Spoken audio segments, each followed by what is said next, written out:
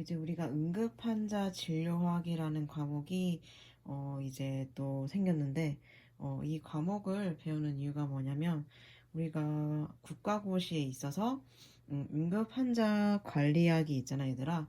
그게 총 30문제인데, 거기에서 반 정도가 이 응급환자 평가 책 있지. 너네 한미의학 이거 2학년 때, 그러니까 이 책을 아마 배웠을 거야. 응. 이 책 기억나지? 그래서 이 책을 여기에서 토대로 이제 그 응급 환자 관리 학에서 이제 반은 이제 여기에서 문제가 나온단 말이지. 그래서 이제 응급 환자 진료학이라고 하는 것은 우리가 이 책을 한 번 더 이제 기억을 떠올리면서 이제 복습하는 의미로 보게 될 거야. 그래서 이제 문제 올려놓는 걸 풀어봤을지 모르겠지만 그것도 이제 저 응급환자 평가 책을 토대로 이제 챕터 5까지 그 안에서 나오는 내용들로 해서 이제 문제를 만들어서 올려놓은 거고 다 풀었으면 이제 답안지도 같이 올려놨기 때문에 같이 그 채점하고 자기가 틀린 부분을 찾아서 이제 또다시 공부를 하면 될 것 같아. 그래서 우리가 배웠던 내용들을 떠올리면서 이제 챕터 1부터 책을 한번 같이 보도록 할게. 그래서 이 책은 얘들아 원래 우리 보통 이제 교수님들이 이제 모여가지고 책을 이제 만들게 되는데 이 응급 환자 평가 책은 외국 저서를 이제 따온 거란 말이지. 그래서 외국에 있는 책 중에서 이제 필요한 부분들을 모아서 이제 이 책을 만든 거라서 다소 이제 우리나라와 맞지 않는 부분도 있을 수가 있어. 그래서 우리가 제일 그 앞쪽에 보면 그 우리 목차 앞에 보면은 응급환자평가 교과서 편찬위원회가 있어. 그래서 보면 편역이라고 돼 있거든. 그래서 이 말은 우리나라 이제 여러 교수님들이 모여서 책을 이제 물론 만들지만 이 책은 이제 외국인 저서 중에서 우리한테 필요한 내용을 따와서 다시 번역을 해서 한 거기 때문에 이렇게 돼 있고 그렇기 때문에 우리나라 EMT랑 외국 EMT는 다르잖아. 그렇기 때문에 하는 잡도 약간 차이가 있어서 책 내용이 다소 우리랑 다를 수가 있어. 그래서 그걸 감안하고 책 내용을 보면 될 것 같아. 그래서 우리가 챕터 1이 뭐냐면 현장 평가야. 그치. 모든 것에 있어서 가장 중요한 것은 우리가 현장 안전이지. 국시 실기에 있어서도 제일 처음 하는 게 현장 안전이란 말이지. 음. 그래서 우리가 그 다음 페이지를 넘어가게 되면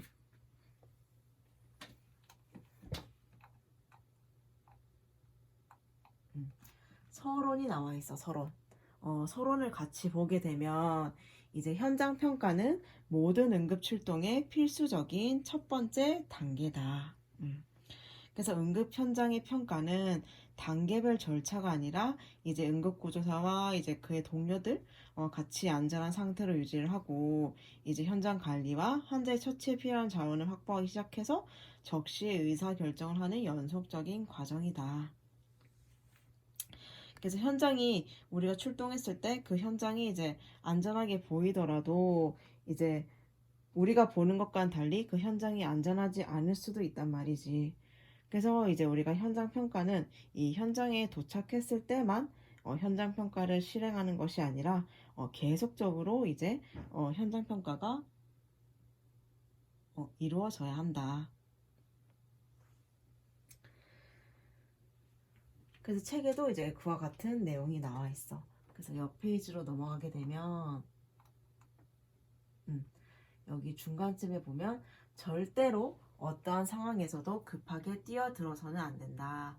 그리고 우선 멈추고 침착하게 주위를 살펴보아야 한다. 그래서 도착하자마자 현장이 안전한지를 먼저 결정한다. 그래서 우리의 업무를 방해하고 생명을 위협하는 명백한 위험이 있는지 또는 우리가 개인 보호 의복이라든지 또는 장비가 필요한지 또는 손상 기전이나 이제 질병의 특성이 명확한지 그리고 우리가 대량 환자가 발생했고 발생했다면 즉각적인 추가 지원 요청이 필요한지를 이제 초기 현장 평가 후 현장 평가에 있어서 이제 우리가 파악을 할 수 있어야 돼. 그래서 이제 그 다음 페이지에 넘어가게 되면 현장 평가 요소에는 우리가 5가지가 있어. 첫 번째로 이제 표준주의 지침. 표준주의 지침이라고 하는 게 이제 개인 보호 장비를 말하는 거고, 이때 현장 평가 요소는 우리가 응급 상황에서 고려해야 할 현장 평가 요소야.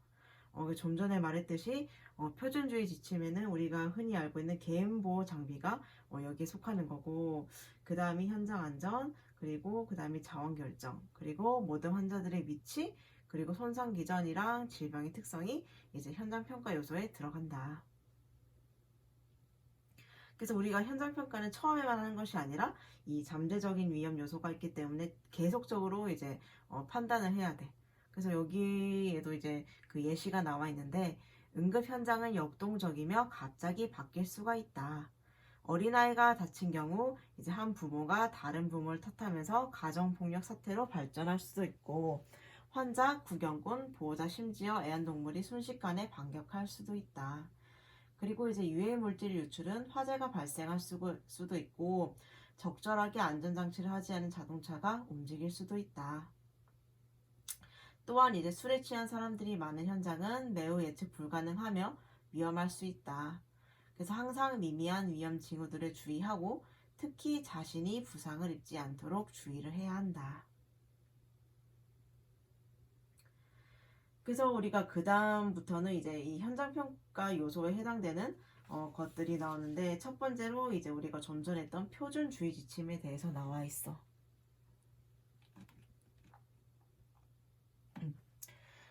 5페이지에 보면은 이제 표준주의 지침이 나와 있는데, 이 표준주의 지침이라고 하면 우리가 이제 환자에게서 나오는 뭐 혈액이라든지 체 또는 이제 분비물 그런 것들로부터 이제 감염을 막기 위해서 마련된 기본적인 주의 지침을 우리가 표준주의 지침이라고 해.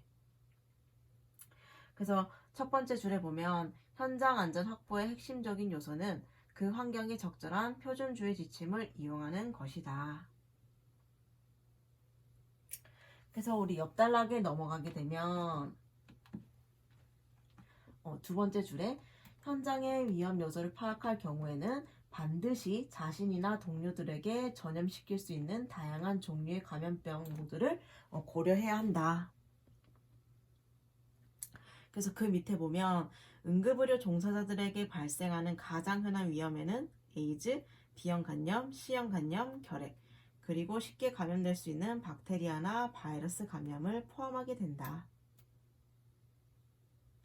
그래서 표준주의 지침을 확인된 바 있거나 미확인 감염원으로부터 전파된 미생물로부터 발생한 위험을 줄이기 위해 고안이 되었다. 그래서 현장의 모든 사람이 감염원을 옮길 수 있는 미생물에 잠재적으로 감염되었다고 가정하며 아래의 감염 통제 방법을 통상적으로 따라야 한다. 그래서 표준주의 지침에 따르면 모든 응급의료 종사자들은 환자와 동일한 지침을 따라야 한다. 그래서 이를 위해서는 항상 적절한 개인 보호 장비가 모든 응급 차량에 배치되어야 한다. 그래서 그 다음 페이지에는 이제 우리가 알고 있는 그 개인 보호 장비에 대해서 나와 있어. 그래서 그 다음 장을 넘어가게 되면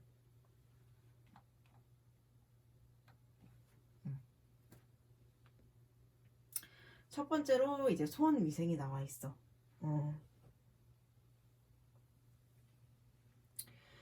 그래서 우리가 이제 가장 중요한 감염 조치는 바로 손 씻기라고 말을 하지. 그래서 손만 잘 씻어도 왜 우리가 감염에 잘 걸리지 않는다고 말하지. 그래서 그만큼 손 위생이 중요한데, 그래서 내용을 보면 수분이 없는 향균 손 씻기나 알코올로 소독된 타월이 각 응급 차량에 비치되어야 한다.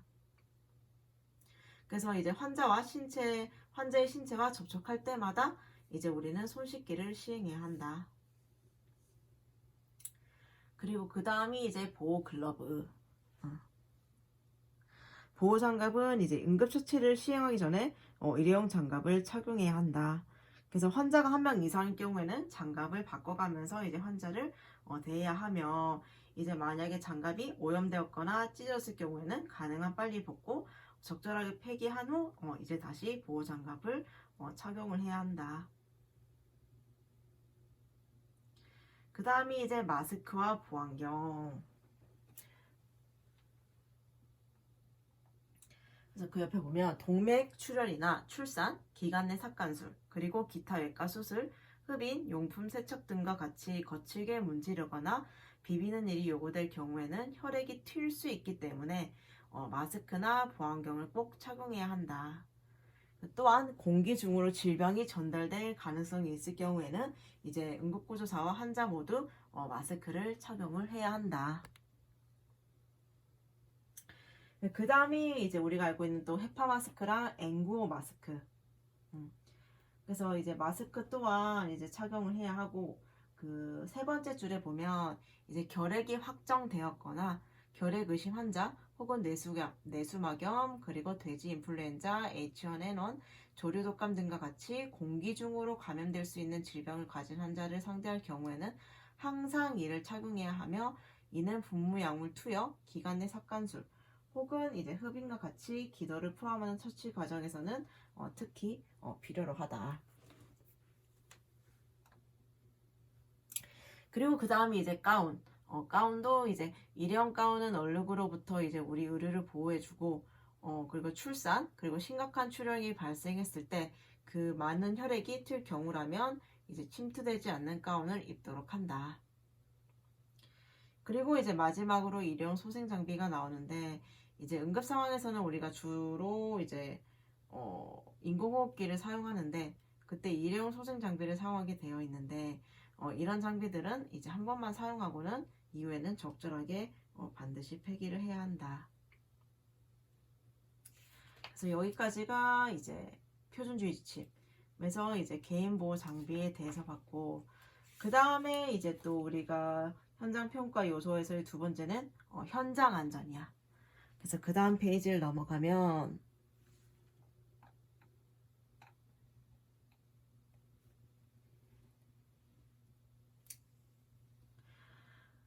현장 안전에 대해서 나와 있는데, 현장 안전이란 응급구조사 본인과 동료 그리고 기타 요원들, 환자 및 일반인들 모두에게 안전한 환경을 보장하는 것을 의미한다.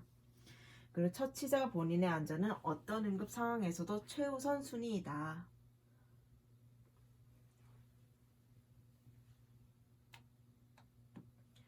그리고 응급처치를 하는 과정에서 절대로 부상당하지 않도록 주의를 해야 하며, 이것은 이제 본인이 환자가 될 경우에는 실제 환자에게도 별로 좋지 않은 일이 될 것이다. 그리고 이제 현장에 있는 사람들의 목숨을 위태롭게 하는 위험이 있는지를 신속하게 결정해야 한다.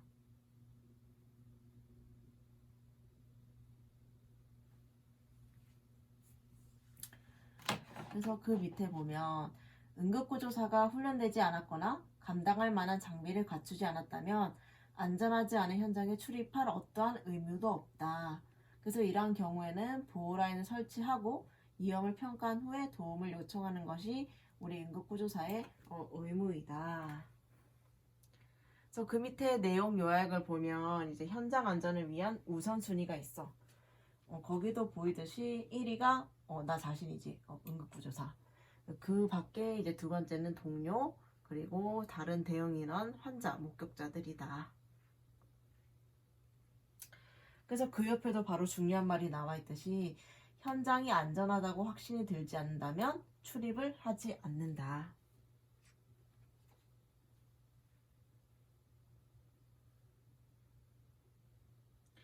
그만큼 현장 안전이 중요하고 현장이 안전하지 않다면 우리가 들어갈 의무는 없다.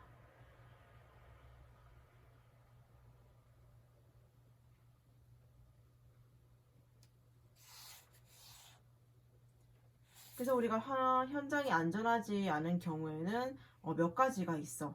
그래서 그 다음 단락에 여기서 나오는데, 첫 번째가 이제 환경적인 위험이야.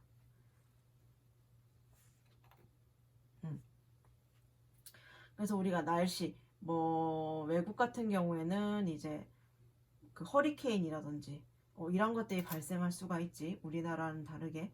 우리나라 같은 경우에도 이제 폭우, 여름에 폭우가 내리거나 이제 겨울에는 눈이 많이 내릴 경우 얘도 우리가 구조함에 있어서 이제 어려울 수가 있고, 그리고 지형, 뭐 예를 들어서 고산지대에서 발생을 했다든지 아니면 또는 바다에서 발생을 했다든지 아니면 이제 또 진흙이 있을 수도 있고, 이러한 그 지형에 따른 위험이 있을 수가 있고, 그 다음에는 이제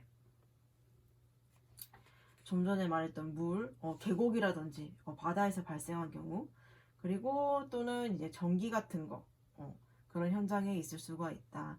또는 이제 건물이 붕괴돼서 밀폐된 공간에 이제 환자가 있을 때 이제 우리가 구조를 함에 있어서 이제 어려울 수가 있지. 그래서 이러한 것들이 이제 환경적 위험에 속하게 되는데, 날씨부터 그냥 이제 가볍게 우리가 읽어보면, 우리가 응급처치 술기를 수행하는 곳에 따라 가장 흔한 장애물은 극심한 기상 조건이다.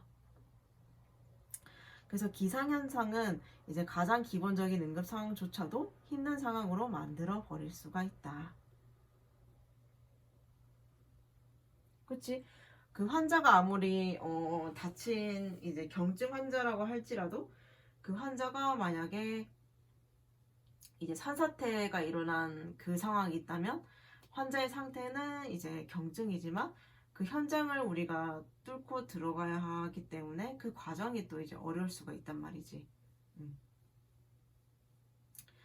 그래서 이런 문제가 있고, 그 다음 단락을 보면 이제 지형이 있어. 그래서 지형 첫 번째 단락을 보면 불안정한 지형이 환자에게 접근을 시도하는 것을 방해할 수가 있다. 그래서 산사태, 눈사태, 낙석, 절벽, 지진으로 발생한 틈, 그리고 가파른 경사지 등은 숙련되고 경험 많은 대원에게조차 힘든 도전이 된다. 그래서 이러한 경우에 또 이제 구조하는 데 있어서 매우 힘이 든다. 또한 이제 옆 단락을 가면 이제 위험한 지형은 집이나 아파트 같이 건물 안에서도 존재를 하게 된다. 그리고 그 다음이 이제 물이야, 물. 수상 구조는 호수나 수영장과 같이 고인 물이나 강이나 바다처럼 흐르는 물 모두에서 발생할 수가 있다. 그래서 이런 상황에서 이제 현장을 조사할 때 수상 구조를 안전하게 수행할 수 있는지 혹은 전문 구조 요원이 필요한지를 이제 결정해야 한다. 그래서 이제 여기 수상 구조 방법이 나와 있어.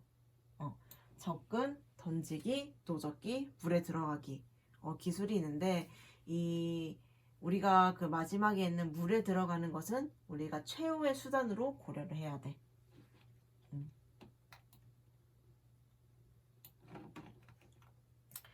그래서 이 방식의 구조 시도에는 목숨을 위협하는 위험이 내재함을 인지해야 한다. 그래서 게다가 수상 구조에 참여하는 모든 인원은 개인적인 구명 장비를 갖춰야 한다.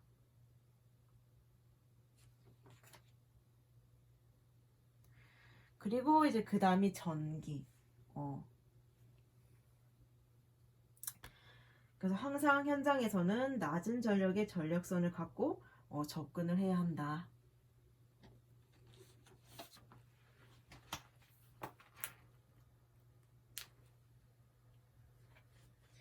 우리가 이 경미한 전기 충격으로도 이제 심각한 내부 손상이 발생할 수가 있단 말이지. 그래서 전기에 감전됐을 때도 이제 심각한 상황을 초래할 수가 있는데,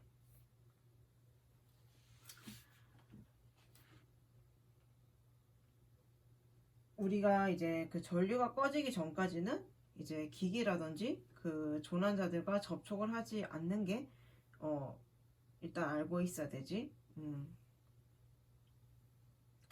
그리고 보통은 이제 기본적으로 이제 뭐 전기가 통하지 않는 물질, 뭐 나무 빗자루라든지 또는 이제 뭐 의자와 같이 이제 물건을 사용할 수가 있는데, 이 책에 보게 되면은 우리가 먼저 해야 할 일은 안전 라인을 설치하고 목격자가 출입하지 않도록 해야 한다. 그치, 다른 사람이 이제 접근해서 또 다른 환자가 발생할 수 있기 때문에 안전라인을 설치해서 목격자가 출입하도록 허용하지 않아야 한다. 그래서 벼락은 심각한 위험을 초래한다. 벼락을 맞을 확률은 매우 적지만 환경재해로 발생한 사망 원인 중 3위 안팎을 여전히 유지하고 있다. 그래서 이걸로 인해서 이제 호흡기, 심장 발작, 피부 및 혈관 손상, 둔탁한 힘에 의한 손상 등 이러한 부상이 발생할 수가 있다. 그 다음이 이제 밀폐 공간. 밀폐 공간은 치명적인 위험성을 많이 포함하고 있다. 그치? 밀폐가 되면 일단 첫 번째로 산소가 부족해질 수 있기 때문에 그리고 또는 유해 혹은 폭발 화학물질, 함몰, 기계류의 갇힘, 전기, 건물 붕괴 등이 여기에 포함이 된다.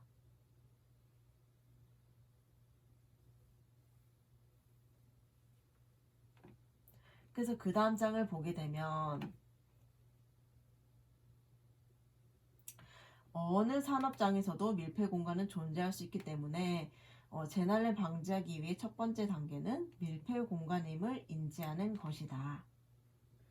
그래서 밀폐 공간이나 위험한 대기와 관련된 대부분의 사망은 구조원이 위험 요소를 인식하지 못하고 환자를 위해 달려드는 데서 발생을 하게 된다. 그래서 이러한 대기는 주로 유독성이며 산소가 결핍되어 있어 가연성이다. 그래서 이러한 상황들 때문에 이제 위험이 발생을 할 수가 있다. 그래서 그 다음에 이제 위험물질에 대해서 나와 있어. 위험물질 첫 번째 줄을 보면 위험물질들은 화재, 차량 사고, 의료 응급 상황, 수송 컨테이너, 산업 또는 공업 현장의 어느 상황에서나 볼 수가 있다. 그래서 1차적인 위험물질은 화학, 생물학, 방사선, 핵의학, 폭발물을 포함하고 있고 이러한 것들로 인해서 이제 피부 손상, 흡입, 신경 근육 마비, 혼수 상태 그리고 죽음에까지 이르게 할 수가 있다. 그래서 우리가 뒷장에 보면은 유해물질 사고 현장에 접근할 때 4가지 하지 않아야 할 것의 원칙을 고수하고 있어. 이거 알고 있어야겠지? 그래서 첫 번째가 급히 뛰어들지 않는다. 그리고 두 번째가 어떤 것도 추측하지 않는다. 그리고 세 번째가 희생자가 되지 않는다. 그리고 네 번째가 이물질의 냄새, 맛, 촉각을 이용해 검사하지 않는다. 반드시 이 4가지를 알고 이제 사고 현장에서 이것을 알고 있어야 한다.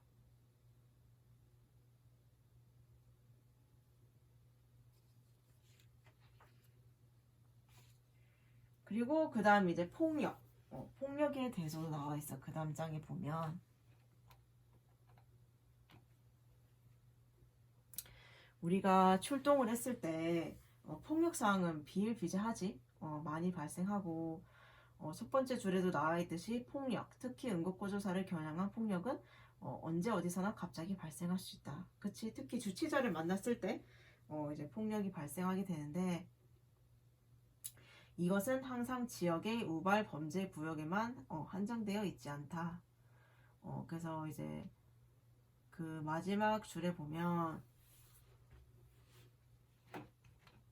여기 응급구조사 이제 개인의 안전은 어떠한 응급 상황에서도 항상 최우선이다.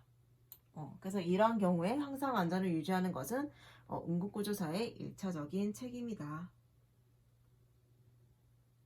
그리고 우리가 이제 딱 신고 내용만 받고 폭력이 이제 상황이 있을 수 있겠다라는 것을 짐작할 수가 있지. 이제 가정 불화 등으로 이제 출동 요청을 받으면 이제 우리가 예상할 수가 있고 또는 주치자에 관한 이제 신고가 들어왔을 때도 이제 폭력 현장을 예상할 수가 있고 그래서 이러한 폭력 또한 우리에게 위험적인 요소가 된다. 그렇다면 이제 그 폭력 상황에 있는 환자를 처치하는 것도 되게 중요하단 말이지. 중간 단락에 보면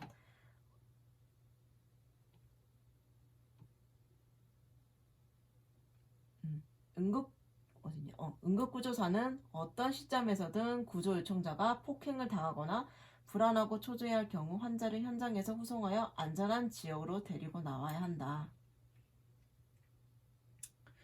그치?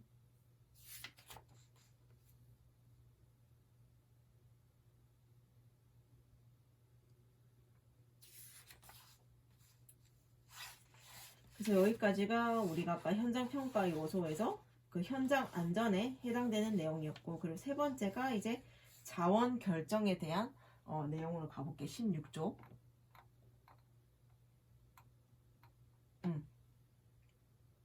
세 번째가 이제 자원 결정.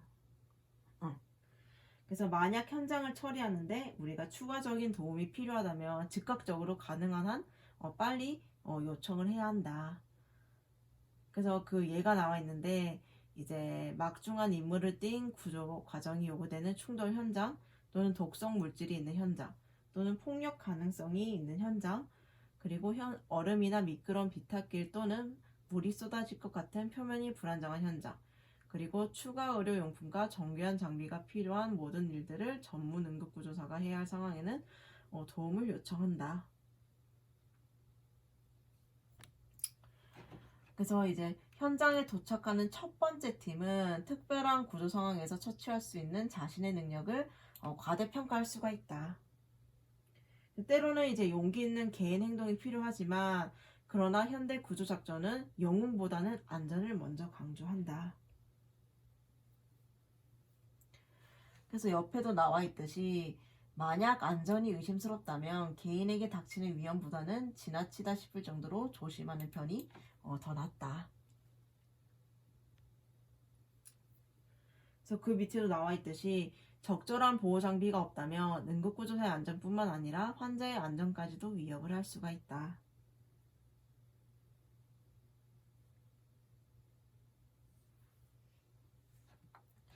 그래서 응급구조사는 구조요원이 구조 현장에서 사용할 수 있는 적절한 안전장비를 갖추고 있다는 것을 확인한 뒤에 이제 환자의 안전을 생각해야 한다.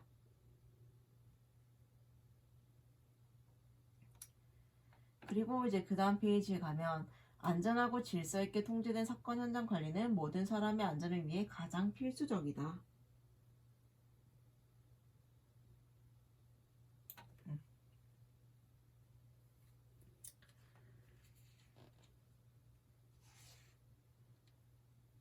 그리고 이제 그 다음 18페이지가 보면 이제 모든 환자들의 위치, 현장 평가 요소에 있어서 네 번째였지? 모든 환자들의 위치가 나와 있어. 우리가 현장에 출동을 했을 때 환자가 총 몇 명인지를 파악하는 것도 되게 중요하단 말이지. 환자가 총 몇 명이고 어디에 이제 부상이 있는지 그것을 발견해야 되는데, 이렇게 오픈된 장소면은 괜찮은데 이제 앞서 말했듯이 이제 붕괴되거나 붕괴로 인해서 매몰이 됐거나 그런 경우, 또는 뭐 눈사태 그런 경우들로 인해서 이제 사고가 발생했다면 우리가 모든 환자들의 위치를 파악하는 게 또 쉽지는 않다는 말이지. 그 첫 번째 줄에 보면 현장 평가는 모든 환자들의 위치를 확인하기 위해 현장을 탐색하는 것도 포함이 된다. 그래서 다른 사람이 사고에 연관될 수 있는지 혹은 내과적 문제로 영향을 받을 수 있는지 등을 자문해야 한다. 그래서 가장 심하게 다친 사람을 발견할 만한 장소와 얼마나 많은 환자들이 이송해야 하는지를 우리가 결정을 해야 한다. 그래서 손상 기전이나 질병의 특성 등은 이제 환자의 수를 추정하는 데 도움을 줄 수가 있다.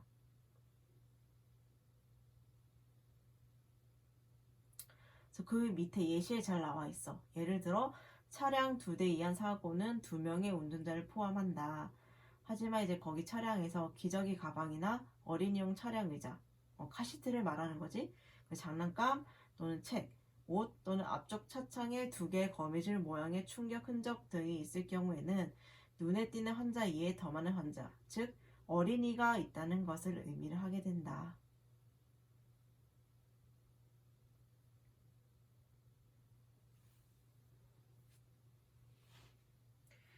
그래서 우리가 현장을 출동했을 때는 몇 명의 환자가 이제 발생을 했는지 그 파악하는 게 제일 중요하다. 그래서 그 다음 페이지를 보면 이제 우리가 이제 환자를 이제 모든 환자들의 위치를 파악했으면 이제 이송을 해야 되잖아. 그 전에 할 게 우리가 중증도 분류를 실시를 해야 돼. 그래서 환자 중증도 이제 분류는 모든 환자에게 실시를 해야 하고 즉시 혹은 지연 등의 우선순위를 결정해야 한다.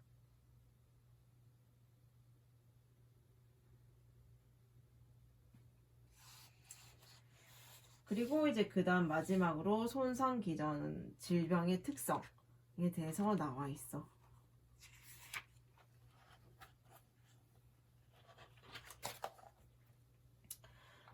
그래서 옆에 페이지 손상 기전에 대한 내용을 보면 손상 기전은 환자에게 손상을 입힌 복합적인 힘의 쓰기, 힘의 방향, 그리고 힘의 특성을 말한다.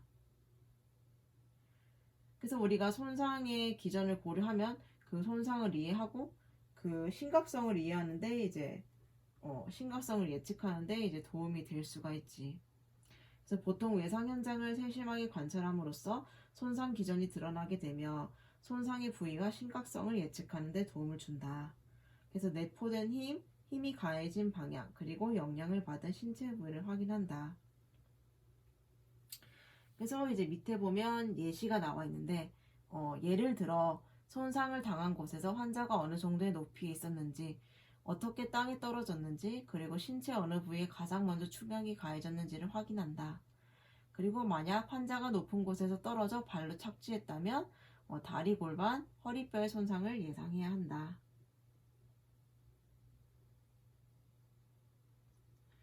그래서 또 밑에 이제 보면은 이제 외상이 생명에 심각한 위협을 초래할 수 있지만 겉모습은 환자의 진짜 상태를 가려버리는 경우가 종종 있다.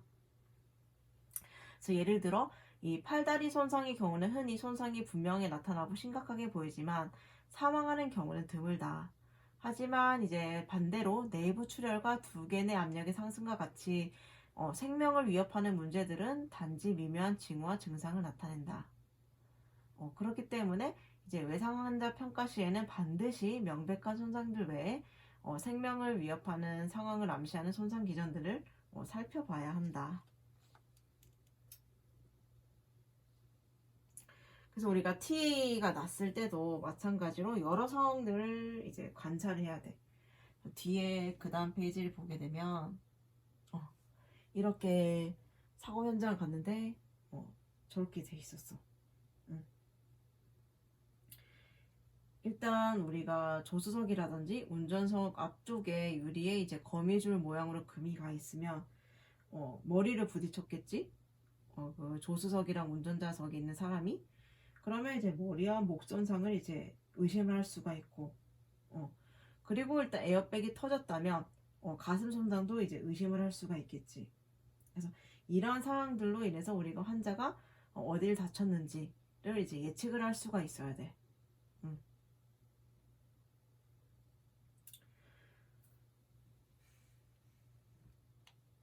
그래서 여기도 나와 있듯이 다른 중요한 손상 기전은 안전벨트, 에어백, 그리고 이제 카시트에 의해서 이제 발생을 할 수가 있다. 환자가 안전벨트를 착용했다고 해서 심각한 손상이 없다고 단정해서는 안 된다. 안전벨트를 적절하게 착용했다고 해도 실제로 손상을 일으킬 수가 있다. 그리고 그 밑에 단락을 보면 이제 일반적으로 에어백은 충돌 시 운전자가 자동차의 앞유리, 운전대, 계기판에 부딪히지 않도록 보호하는 데 효과적인 장비로 사용되어 왔는데 원래 이것은 자동차가 정면으로 다른 물체와 이제 충돌할 때만 작동이 되었는데 이제 많은 자동차 제조사들은 최근 차량이 측면 충돌했을 때도 이제 에어백이 작동되도록 이제 하고 있다. 그렇기 때문에 에어백이 이제 터졌다고 해서 무조건 안전한 게 아니라 그걸로 인해서 우리가 부상을 많이 당할 수도 있어. 그래서 이게 성인 기준으로 만들었기 때문에 이제 쿠션 역할을 하도록 고안이 돼 있는데 만약에 이제 승객이 소아나 작은 성인의 경우 이 에어백이 가슴으로 이제 충격이 가는 게 아니라 환자의 얼굴, 소아의 얼굴로 이제 타격을 해서 손상을 입히게 될 수가 있다.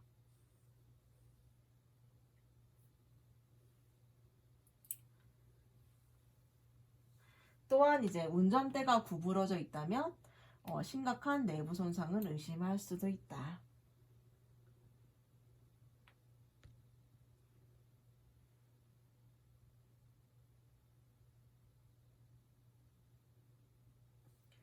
그래서 이제 카시트를 이제 어린아이가 있다면 반드시 착용을 해야지 이제 생명을 구할 수가 있고, 이 안전의자가 자동차의 앞쪽 시트에 놓여 있으면 이제 소모에게 에어백이 터져서 심각한 고통을 받을 수 있다. 그렇기 때문에 카시트는 반드시 뒷좌석에 설치를 해야 하고 조수석에는 설치를 해서는 절대 안 된다.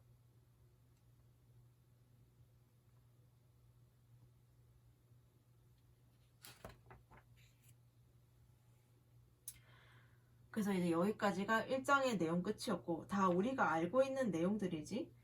그래서 배웠던 내용들을 떠올리면서 이제 우리가 23쪽에 이제 챕터 1에 관한 문제가 나와 있는데, 이것도 스스로 한번 풀어보고 답을 확인하면서 이제 챕터 1에 관한 내용을 머릿속에 넣도록 하고, 이제 다음 영상에서는 이제 챕터 2 1차 평가에 대해서 하도록 할게.